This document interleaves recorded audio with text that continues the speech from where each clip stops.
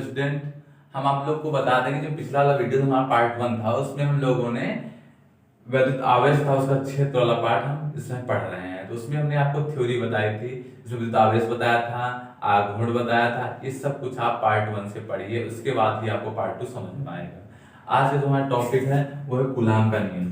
तो पार्ट 2 में वही लेसन है हमारा, उसी लेसन का पार्ट 2 ये है। इसी पार्ट में हम कोशिश करेंगे कि लेसन खत्म हो जाए, लंबी ज्यादा वीडियो ना हो। ध्यान से देखिएगा कूलाम का नियम। तो कूलाम का नियम हमारा क्या होता है कि कूलाम के नियम में ये बताया गया था कि जैसे कि दो आवेश हैं हमारे, ये एक है आवेश Q और दूसरा है Q नॉट, ठीक है। इनके बीच की दूरी क्या है, R है। तो इन आवेशों पर लगने वाला जो बल होगा, इन आवेशों पर लगने वाला बल का दूर चित्र बनाते हैं। एक Q है, एक Q नॉट है, इसके बीच की दूरी है R, ठीक है। ये बिंदु है, ठीक है। Q और Q नॉट के बीच की दूरी क्या है, R है। तो इसका फॉर्मूला हमारा क्या हो जाएगा, कहने की बात यह है कि किन्हीं भी आवेश, किसी आवेश पर लगने वाला बल, किसी आवेश पर, ध्यान से देखिए इसको पहले लिख देते हैं हम जिससे आपको और अच्छे से क्लियर समझ में आ जाए। किसी आवेश पर लगने वाला बल, लगने वाला बल उन आवेशों के, उन आवेशों के गुणनफल के, उन आवेशों के गुणनफल के समानुपाती, समानुपाती तथा दूरी के वर्ग के, दूरी के वर्ग के व्युत्क्रमानुपाती होता है। आप लोग कॉपी पेन लेके बैठिए और साथ में हमारे नोट्स बनाइए, ठीक है। देखिए हमने ये बताया है कि किसी भी आवेश पर लगने वाला जो बल होता है उन आवेशों के गुणनफल के, हमारे आवेश कौन है, Q तथा Q नॉट है, इनके गुणनफल के, कौन, वो बल जो है इन आवेशों के गुणनफल के अनुक्रमानुपाती या समानुपाती बोलते हैं इसको। तो क्या कहेंगे, किसी आवेश पर लगने वाला बल उन आवेशों के गुणनफल के समानुपाती तथा उसकी बीच की दूरी, दूरी का वर्ग, दूरी के वर्ग के व्युत्क्रमानुपाती होता है। यही बल उन आवेशों के गुणनफल के समानुपाती तथा उसकी दूरी के वर्ग के व्युत्क्रमानुपाती होता है। उसे कूलाम का नियम कहते हैं। इक्वेशन फर्स्ट मानो, इक्वेशन सेकंड मानो, दोनों को मिला के लिखोगे, आएगा क्या, Q not upon R square. ध्यान से पढ़िएगा, हमने कहा जो चिन्ह हटता है तो यहाँ पर क्या आता है, एक कांस्टेंट वैल्यू आती है, उस वैल्यू को याद रखना है। यहाँ पर आती है 1/4 pi epsilon naught Q not upon R square. यही जो हमारा सूत्र आता है, यही हमारा क्या होता है, कूलाम के नियम का सूत्र आता है। F बराबर 1/4 pi epsilon naught Q not upon R square. देखिए यहाँ पर जो 1/4 पाई एप्सिलॉन नॉट है, इसका मान फिक्स रहता है, कितना होता है, 9 × 10 की पावर 9 होता है। कितना मान होता है, 1/4 पाई एप्सिलॉन नॉट का मान होता है 9 × 10 की पावर 9। और खाली एप्सिलॉन नॉट का मान कितना होता है, 8.85 × 10 की पावर -12 होता है। ध्यान से समझिएगा, ये दोनों वैल्यू आपको याद रखनी है। 1/4 पाई एप्सिलॉन नॉट का मान कितना होता है और खाली एप्सिलॉन नॉट का मान कितना होता है। इसके बाद इसको जल्दी से स्क्रीनशॉट लीजिए और याद रखिए कूलाम का नियम क्या होता है, किन्हीं भी आवेश पर लगने वाला बल उन आवेशों के गुणनफल के अनुक्रमानुपाती या समानुपाती तथा उसके बीच की दूरी के व्युत्क्रमानुपाती होता है। इसे ही कूलाम का नियम कहते हैं। और दो साथ में वैल्यू, जल्दी इसका स्क्रीनशॉट लीजिए और आगे बढ़ते हैं।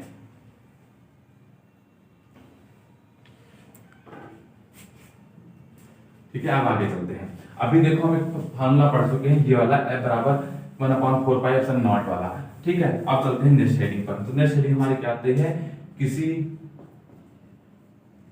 बिंदु आवेश के कारण, किसी बिंदु आवेश के कारण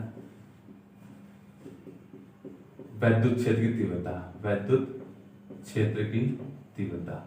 ध्यान से समझिएगा इसको भी। देखिए हम लोग पढ़ के क्या आए हैं, किसी बिंदु आवेश के कारण वैद्युत क्षेत्र की तीव्रता। अब यहाँ से डेरिवेशन शुरू होते हैं और बहुत छोटे डेरिवेशन, बहुत नाजुक से हैं, आप समझिएगा, आपको तुरंत समझ में आ जाएंगे, ठीक है। तो किसी भी बिंदु आवेश के कारण वैद्युत क्षेत्र की तीव्रता, तो वैद्युत क्षेत्र की तीव्रता का हम फार्मूला पढ़ के आए तो हैं भैया, क्या पढ़ के आए हैं, E बराबर F/Q नॉट पार्ट 1 में हमने बताया वैद्युत क्षेत्र की तीव्रता का फार्मूला होता है। आज हमने क्या पढ़ा है, आज चूंकि पढ़े हैं F बराबर क्या पढ़े हैं, 1/4 pi epsilon naught Q not upon R square, ये भी पढ़े हैं, आज पढ़े हैं। तो ये कूलाम के नियमानुसार होता है। किसके नियम से होता है, कूलाम के नियम से होता है।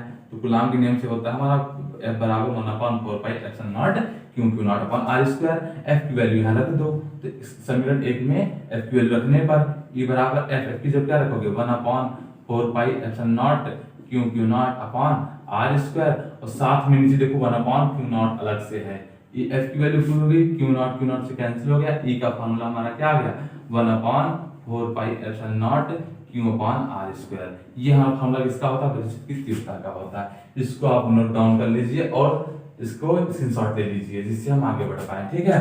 साथ में पढ़ते रहिए, स्क्रीनशॉट भी लेते रहिए।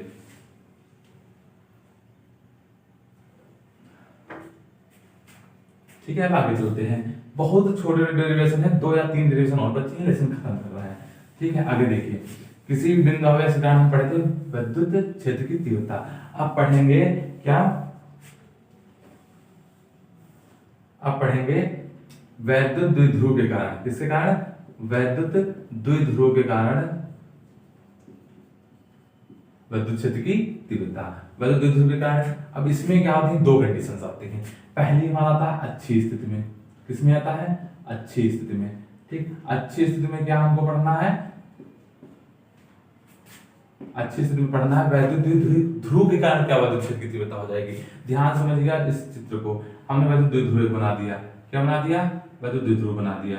इस वैद्युत द्विध्रुव में आप ध्यान समझिएगा एक चीज, ये इसका सेंटर पॉइंट ओ ले लिया, यहां से आर दूरी पर, कितनी दूरी पर, आर दूरी पर एक बिंदु ले लिया पी। इस पी बिंदु पर हमें विद्युत क्षेत्र की तीव्रता ज्ञात करनी है। इस पी बिंदु पर हमें क्या निकालना है, विद्युत क्षेत्र की तीव्रता ई निकालना है। बात ध्यान समझिएगा, हमको पता है इसकी लंबाई कितनी होती है, 2l होती है। अगर 2 पार्ट हम डिवाइड कर दें तो l इधर हो जाएगी, l इधर हो जाएगी, हो जाएगी नहीं हो जाएगी, इधर माइनस क्यों आवेश ले लेते हैं, इधर प्लस क्यों आवेश ले लेते हैं। हमारा वैद्युत द्विध्रुव बना है, कुछ नहीं किए, वैद्युत द्विध्रुव बना है, इससे सेंटर पॉइंट पे O लिखे, इधर की लंबाई l में डिवाइड कर दिए बराबर भाग में, और O से P बिंदु के बीच की दूरी r हो गई, इधर माइनस क्यों उधर प्लस क्यों है। बस इतनी बात याद रखना है। अब शुरू करते हैं। अगर माइनस क्यू के लिए बात याद करें, माइनस क्यू आवेश के लिए, तो माइनस क्यू आवेश के लिए हमारी दूरी क्या हो जाएगी, तो याद रखना, देखो जब माइनस क्यू लेंगे तो L प्लस R दोनों हो जाएंगी ना, तो हमारी हो जाएगी यहाँ पर R प्लस L। ठीक, और जब प्लस क्यू के लिए लेंगे तो हो जाएगा हमारा R माइनस L, 2 दूरियां हो जाएगी। जब माइनस क्यू के लिए लोगे तो R प्लस L, और जब प्लस क्यू के लिए लोगे तो R माइनस L। ठीक है, अब देखिएगा आगे हम पढ़ के आए हैं वैद्युत क्षेत्र की तीव्रता का अभी फार्मूला पढ़े, E बराबर होता है 1/4 pi epsilon naught Q upon R square. यही तो आया था हमारा फार्मूला। अब यहीं पे देखना, अगर हम निकालते हैं माइनस क्यू आवेश के लिए, अगर माइनस आवेश क्यू के लिए निकालें तो हमारा E1 बराबर क्या हो जाएगा 1/4 पाई एप्सिलॉन नॉट। देखो E1 हो गया वहां पर, क्यों, इसके लिए दूरी हमारी क्या थी माइनस के लिए, R plus L, R plus L का क्या हो जाएगा होल आर स्क्वायर। कोई दिक्कत बताओ, यहाँ पर कुछ नहीं, माइनस क्यों लिख लिया था तो R प्लस L लिख दिया, इसको समीकरण 1 मानो। प्लस क्यों आवेश के लिए करो, प्लस क्यों आवेश के लिए, तो प्लस क्यों आवेश के लिए क्या हो जाएगा E2 बराबर हमारा क्या हो जाएगा 1/4 pi epsilon naught Q upon R minus L का होल आर स्क्वायर। इसको समीकरण 2 मानो। तो 2 समीकरण बन गए E1 और E2। अगर कुल वैद्युत क्षेत्र की तीव्रता हम निकालें, क्या निकालें, कुल वैद्युत क्षेत्र की तीव्रता। तो कुल वैद्युत क्षेत्र की तीव्रता हम कैसे निकालते हैं, कुल वैद्युत क्षेत्र की तीव्रता, इसको निकालेंगे कैसे, E बराबर माइनस कर देंगे, E टोटल बराबर हो जाएगा हमारा E2 माइनस E1। तो E बराबर हमारा E2 हमारा कितना है 1/4 pi epsilon naught Q upon, देखिए सब कुछ सामने रखा है, इसको उठा के रखना है, माइनस E1 है 1/4 pi epsilon naught Q upon R plus L का होल आर स्क्वायर। देखो दोनों में से कॉमन क्या मिल रहा है हमको, तो कॉमन निकाल लेंगे हम।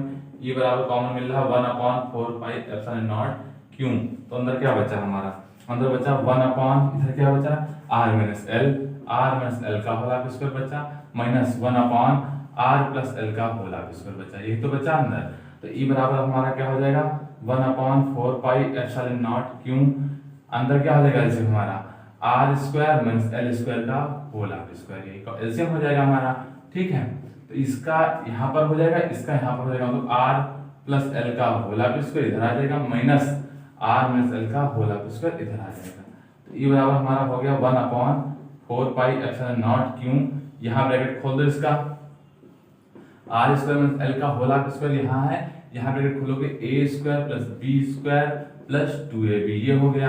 माइनस का यहाँ पर हो जाएगा हमारा a square minus b square, क्योंकि b क्यों हो जाएगा क्योंकि बाहर माइनस लगा है तो प्लस होता लेकिन माइनस हो जाएगा।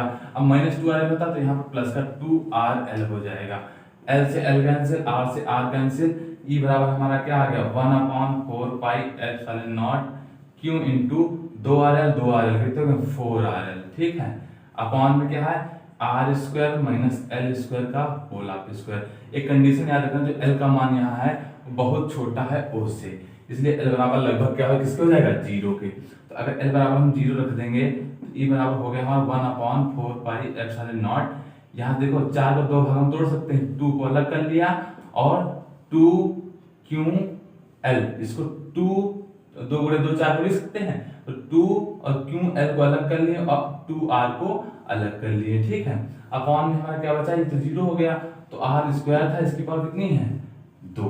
तो देखिए कितना बचा 1/4 pi epsilon not 2r into में, क्योंकि तुमको पता होना चाहिए कि p बराबर हमारा होता है 2ql, अभी पढ़ के आया तो आगुण, तो उसकी जगह हम लिख देंगे p अपॉन में r की पावर कितनी जाएगी 4, तो एक r कैंसिल हो गया, e बराबर हमारा फार्मूला आ गया 1/4 पाई एप्सिलॉन नॉट इनटू में ऊपर बचा है 2p अपॉन में r क्यूब। ये हमारा आ गया पूरा फार्मूला। कुछ बात समझ आई? तो ये हमारा फार्मूला है, किसके लिए आया है, वैद्युत द्विध्रुव के लिए के कारण वैद्युत क्षेत्र की तीव्रता आ गई है। ठीक है, तो आप लोग इस डेरिवेशन का स्क्रीनशॉट ले लीजिए, लिख लीजिए, कंप्लीट कर लीजिए, तैयार कीजिए। बोर्ड एग्जाम में बहुत बहुत बहुत ज्यादा इंपॉर्टेंट है। इस लेसन का पहला डेरिवेशन है जो सबसे ज्यादा इंपॉर्टेंट है, इस लोग को आप लोग अच्छे से तैयार कर लीजिए। ठीक है, हमारा आगे बचा है निरक्षीय स्थिति का, उसको हम अगले वीडियो में बता देंगे, और हमारे बचा है वैद्युत द्विध्रुव बल युग्म आघूर्ण का, तो उसको भी हम अगले वीडियो में दोनों डेरिवेशन कंप्लीट करा देंगे।